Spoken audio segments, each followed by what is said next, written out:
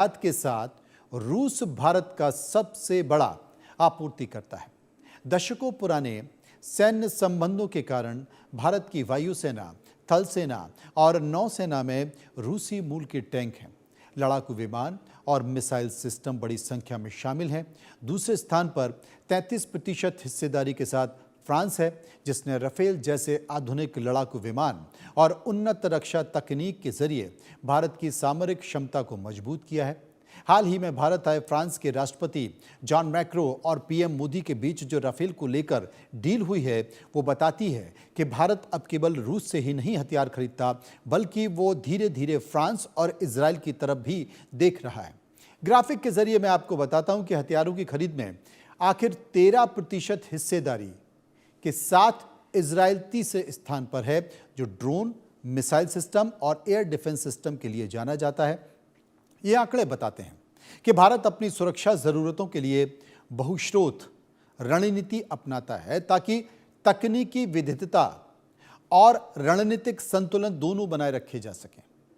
अब इन बातों के साथ साथ कुछ इस डील से संबंधित कई और भी महत्वपूर्ण विषय हैं, उनके बारे में आपको बताता हूं, क्योंकि प्रधानमंत्री नरेंद्र मोदी के 2 दिवसीय इजराइल दौरे के दौरान भारत और इजराइल के बीच कई क्षेत्रों में समझौते और समझौतों के साथ साथ ज्ञापन एमओयू पर हस्ताक्षर भी हुए। अब कौन कौन से वो विषय हैं? आर्टिफिशियल इंटेलिजेंस है, साइबर सुरक्षा है, शिक्षा समेत कई क्षेत्रों में दोनों देशों के बीच समझौते हुए हैं। दोनों देशों के बढ़ते रणनीतिक, तकनीक और आर्थिक सहयोग को दर्शाते हैं। ये समझौते इनोवेशन, एग्रीकल्चर, जियोफिजिकल एक्सप्लोरेशन और maritime heritage, fisheries, aquaculture, artificial intelligence, education, commerce और साइबर सिक्योरिटी जैसे क्षेत्रों को कवर करते हैं। यरूशलेम में प्रधानमंत्री मोदी और उनके इजरायली समकक्ष बेंजामिन नेतन्याहू की मौजूदगी में प्रेस में जो बयान दिया गया, प्रेस में बयान से पहले प्रधानमंत्री नरेंद्र मोदी ने गाजा मुद्दे पर भारत का रुख एक बार फिर से स्पष्ट करते हुए कहा कि मानवता कभी भी संघर्ष का शिकार नहीं बननी चाहिए। पीएम मोदी ने कहा कि गाजा पीस प्लान के जरिए शांति का रास्ता तैयार किया जा सकता है। उन्होंने कहा कि भारत का रुख साफ है, मानवता को कभी भी संघर्ष का शिकार नहीं बनना चाहिए। गाजा पीस प्लान के माध्यम से शांति की दिशा में एक रास्ता बनाया गया है और भारत ने इन प्रयासों का पूरा समर्थन किया है। भविष्य में भी हम सभी देशों के साथ संवाद और सहयोग जारी रखेंगे।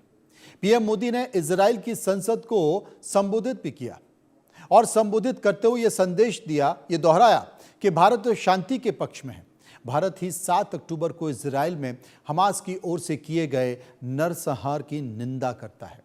बुधवार को इजराइल की संसद कनेसेट ने अपने ऐतिहासिक संबोधन के दौरान उन्होंने कहा कि शांति का रास्ता हमेशा आसान नहीं होता है, लेकिन भारत संवाद, शांति और स्थिरता के लिए अंतर्राष्ट्रीय समुदाय के साथ मिलकर प्रयास का समर्थन करता है। दोनों देशों के बीच साइबर सेंटर ऑफ एक्सीलेंस की स्थापना के लिए लेटर ऑफ इंटेंट के साथ भारत की national payments corporation of India तथा इजराइल की मसाब के बीच यूपीआई सिस्टम जोड़ने का एमओयू भी साइन हुआ। इसके साथ ही वाणिज्य मध्यस्थता समझौता, international financial services centre authority और इसके अलावा इजराइल की इंटरनेशनल जो सिक्योरिटीज़ है, उस सिक्योरिटी अथॉरिटी के बीच एमओयू और उभरती हुई प्रौद्योगिकी के सहयोग बढ़ाने के लिए आर्टिफिशियल इंटेलिजेंस पर एक अलग समझौता भी किया गया। अधिकारियों के अनुसार इन नए समझौतों से शोध, व्यापार और हाईटेक समझौतों के महत्वपूर्ण परिणाम मिलने की उम्मीद है,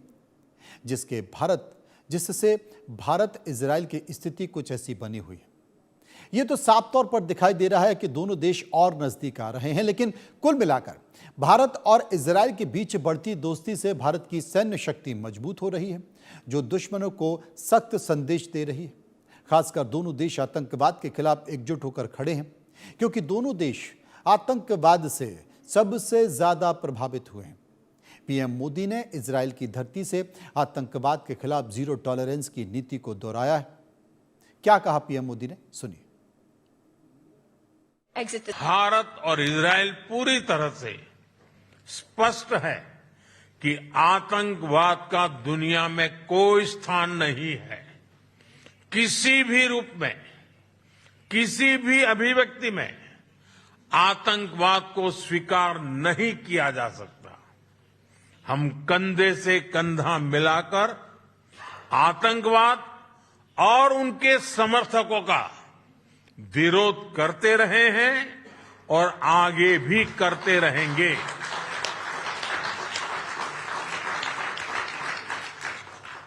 पश्चिम एशिया में शांति और स्थिरता से भारत के सीधे सुरक्षा हित जुड़े हैं। आपने सुना देश के प्रधानमंत्री नरेंद्र मोदी को। तो भारत इजराइल के बीच सैन्य डील सामान्य नहीं रह गई है। भारत इजराइल एक दूसरे तक पहुंचने के लिए एक ऐसा मार्ग तैयार कर रहे हैं जो कि पाकिस्तान, चीन और तुर्की की टेंशन बढ़ाने के लिए काफी है। आप मैप देख सकते हैं।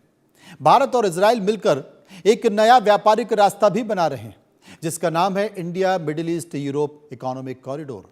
और ये जो रूट है, ये तैयार होने के बाद भारत सीधे यूरोप के देशों के साथ व्यापार कर पाएगा, वहां तक अपना सामान पहुंचा पाएगा। और यह भी एक बहुत महत्वपूर्ण ट्रेड रूट है।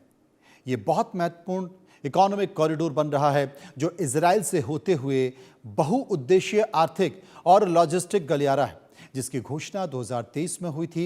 मैप पर अगर आप गौर से देखें तो ये कॉरिडोर भारत से समुद्री मार्ग के जरिए संयुक्त अरब अमीरात और सऊदी अरब तक पहुंचेगा। फिर रेल नेटवर्क के माध्यम से जॉर्डन और इजराइल को जोड़ते हुए भूमध्य सागर के रास्ते यूरोप तक कनेक्टिविटी होगी।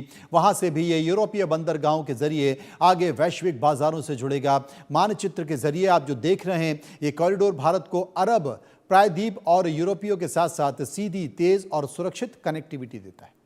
अभी तक भारत यूरोप व्यापार मुख्य रूप से सुएज नहर मार्ग पर निर्भर है, लेकिन IMEC वैकल्पिक और अधिक स्तर रास्ता प्रदान करेगा। इससे माल ढुलाई और समय भी बचेगा, लॉजिस्टिक लागत भी घटेगी और सप्लाई चेन और ज्यादा भरोसेमंद हो जाएगी। सैन्य दृष्टि से अगर कॉरिडोर सामरिक रूप से बेहद महत्वपूर्ण है, मध्य पूर्व में भारत की मौजूदगी और सहयोग मजबूत होगा जिससे समुद्री सुरक्षा, ऊर्जा आपूर्ति और रणनीतिक संतुलन को भी फायदा होगा। इजराइल के साथ हाईटेक साइबर और रक्षा सहयोग को नया आयाम मिलेगा। व्यापारिक दृष्टि से यह भारत को एशिया यूरोप के बीच ट्रांजिट हब बनाने की क्षमता रखता है।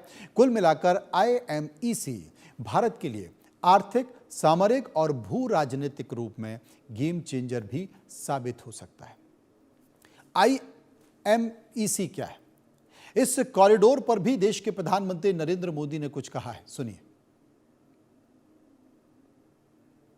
इंडिया इजराइल एकेडमिक फोरम की स्थापना कर रहे हैं।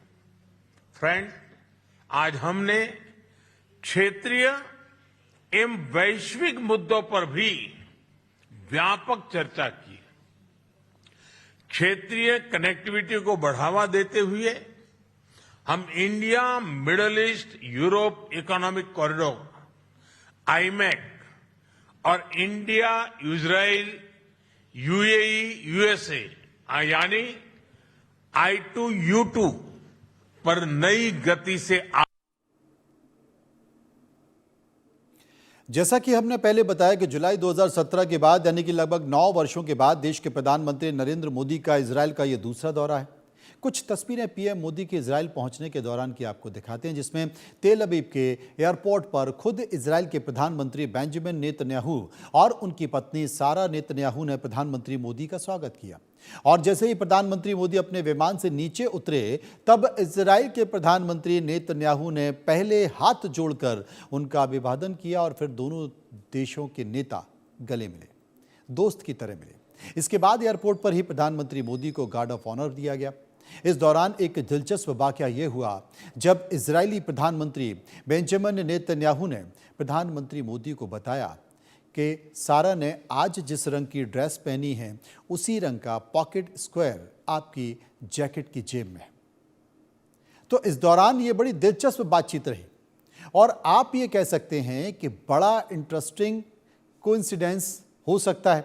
लेकिन सारा जिस तरीके से जिस कलर की ड्रेस पहनकर आई थी, वही रंग का पॉकेट स्क्वायर प्रधानमंत्री मोदी की अपनी जैकेट पर लगा हुआ था। आप देखिए, इसे तपाकी कहेंगे। इस दौरान उन दोनों के बीच एक बड़ी इंटरेस्टिंग बातचीत भी हुई। आप तस्वीरें देख सकते हैं, दोनों के रंग एक जैसे हैं। प्रधानमंत्री मोदी की जैकेट की जेब में जो कलर है, जो कि मैं कई बार आपको पहले भी बता चुका हूं, फिर से बता रहा हूं कि वो जैकेट और उसका पॉकेट स्क्वायर। अब साल 2017 की तरह इस बार भी प्रधानमंत्री नेतन्याहू ने एयरपोर्ट पहुंचकर प्रधानमंत्री मोदी का स्वागत किया। ये भी मैं आपको पहले बता चुका हूं। मतलब कुल मिलाकर इनकी जो